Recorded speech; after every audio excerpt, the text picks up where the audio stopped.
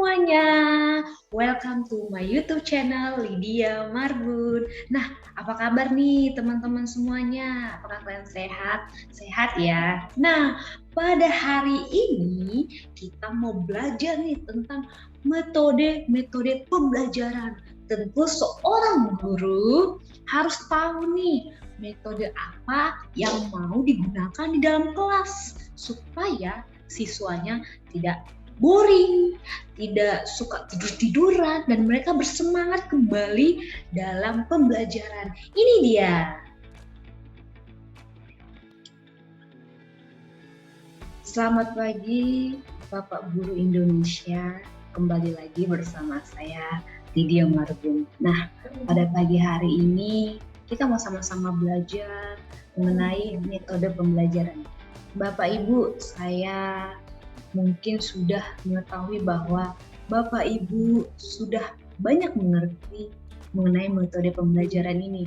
Tapi saat pagi hari ini saya mau mengajak Bapak Ibu semua untuk kita sama-sama saling belajar metode pembelajaran yang sering kita gunakan di dalam kelas.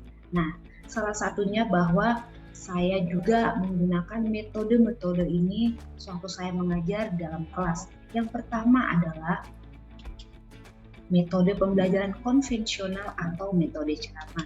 Ya Bapak Ibu, tentunya dalam menggunakan metode ini kita harus melihat situasi dan kondisi anak-anak.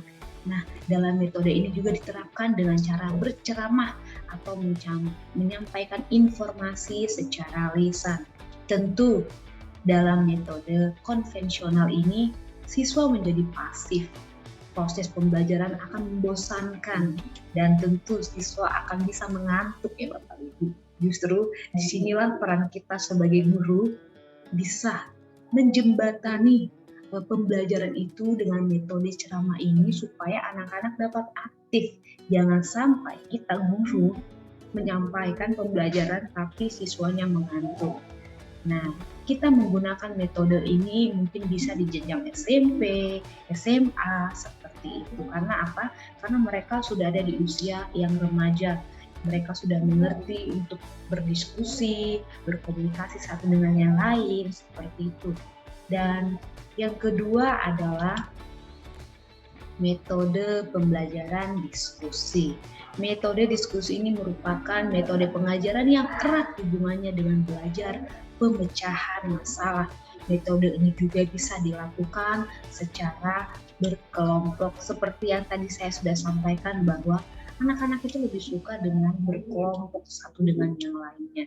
Nah, dengan adanya juga metode diskusi ini juga mempunyai kelebihan yang dimana merangsang kreativitas anak didik dalam bentuk ide, gagasan, prakarya, atau terobosan baru dalam pemecahan masalah, dan juga bisa mengembangkan sikap saling menghargai pendapat orang lain dan dapat memperluas wawasan siswa ya Bapak Ibu. Metode ini bisa kita gunakan di dalam kelas. Dan yang ketiga adalah metode pembelajaran tanya jawab. Nah, mengajar yang memungkinkan terjadinya komunikasi langsung, tentu dengan menggunakan model pembelajaran tanya jawab ini terjadi dialog antara guru dan siswa. Bapak Ibu perlu diperhatikan bahwa guru dan siswa harus saling berinteraksi yang dimana mereka harus saling berdialog satu dengan yang lainnya. Nah, dengan adanya model pembelajaran tanya jawab ini, siswa dan guru dapat berinteraksi satu dengan yang lainnya seperti itu. Dan dengannya ada metode pembelajaran tanya jawab ini juga pertanyaan dapat menarik dan memusatkan perhatian siswa. Jadi di situ siswa tidak akan bosan dengan belajar seperti itu. Dan yang keempat adalah model pembelajaran demonstrasi. Metode mengajar yang cukup efektif sebab membantu para siswa untuk memperoleh jawaban dengan mengamati suatu proses atau peristiwa tersebut. Nah, Bapak Ibu, dengan adanya metode pembelajaran demonstrasi ini bisa membantu para siswa untuk mencari jawaban dengan usaha sendiri dengan mereka juga adalah mencari, memperlihatkan bagaimana proses terjadinya sesuatu dan mereka bisa mencari secara pribadi. Dan mungkin dengan adanya kelebihan dalam metode pembelajaran demonstrasi ini itu adalah siswa lebih mudah memahami apa yang dipelajarinya. Karena apa? Karena dia mencari tahu segala sesuatunya. Karena apa? Dengan adanya proses pengajaran yang lebih menarik ini, dengan adanya metode pembelajaran ini, proses pembelajaran itu akan lebih menarik, Bapak Ibu ya, bisa gunakan di dalam kelas. Dan yang selanjutnya adalah metode pembelajaran eksperimen. Nah, di sini penyajian pelajaran di mana siswa melakukan percobaan dengan mengalami dan membuktikan sendiri sesuatu yang dapat dipelajari. Dengan adanya model pembelajaran eksperimen ini juga yang mungkin ada kelebihannya yang membuat siswa lebih percaya atas kebenaran atau kesimpulan berdasarkan percobaan. Karena apa? Karena siswa yang secara aktif dalam pembelajaran eksperimen ini dan juga membina siswa membuat terobosan baru. Jadi siswa tidak akan bosan dengan adanya metode pembelajaran eksperimen ini. Ya Bapak Ibu bisa gunakan di dalam kelas seperti itu. Yang selanjutnya adalah metode pembelajaran karya wisata. Metode karya wisata atau field trip. Karya wisata di sini berarti kunjungan di luar kelas. Ya, Bapak Ibu belajar bukan hanya di dalam kelas, melainkan di luar kelas pun kita dapat lakukan seperti itu. Jadi dengan adanya metode pembelajaran field trip ini, mereka tidak akan bosan. Jadi mereka akan memiliki prinsip pengajaran modern dengan memanfaatkan lingkungan nyata dan yang membuat relevansi antara apa yang dipelajari dengan kebutuhan di masyarakat. Juga dapat merangsang kekreativitasan siswa.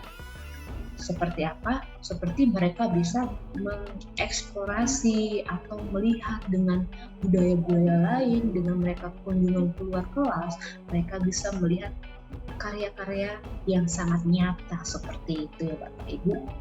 Nah, kita sudah sampai di dalam ada 6 metode yang tadi saya sudah sempat jelaskan bahwa Bapak Ibu di dalam 6 metode ini mungkin Bapak Ibu bisa menggunakan ada metode yang lain ya, bukan hanya berpatokan dalam metode ini saja, tapi saya sendiri melakukan ke-6 metode ini mungkin tidak setiap minggunya tapi saling bergantian dan melihat kondisi